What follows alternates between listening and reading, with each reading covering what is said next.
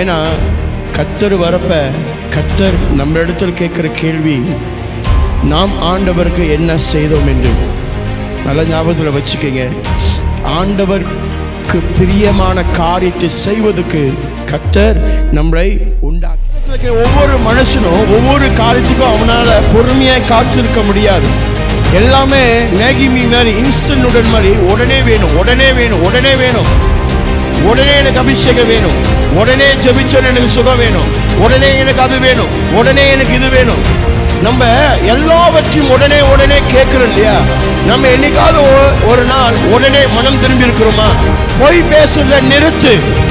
நீ செழிப்பை காண்பாய், நீ ஆசீர்வாதத்தை காண்பாய், நீ சுகத்தை காண்பாய். நீங்க நடிக்கிற காரியமும் நீங்கள் ஏமாற்றுகிற காரியமும் சகலமும் கர்த்தர் பார்த்து கொண்டிருக்கிறார். அதிலிருந்து ஒருத்தரும் தப்ப முடியாது.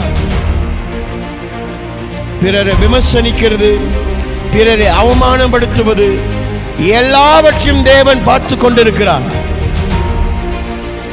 ஒரு கட்டம் வரும், நீ கைவிடப்படுவ. கர்த்தருடைய சமூகத்தில் காத்து இருக்கிறவர்களுக்கு மட்டுமே தேவன் வாசலை திறந்து கொடுக்கிறவராய் இருக்கிறார். காத்திருக்க கற்றுக்கொள்ள வேண்டும் பிரியமானவர்களே. அதான் முதல்ல சொன்னேன், ஓ புருஷனுக்கு நீ உண்மையா இருக்கிறியா? அப்ப தேவன் நம்முடைய புருஷன் என்று சொல்வதற்கு அவருக்கு நம்ம உண்மையா இருக்க முடியும்.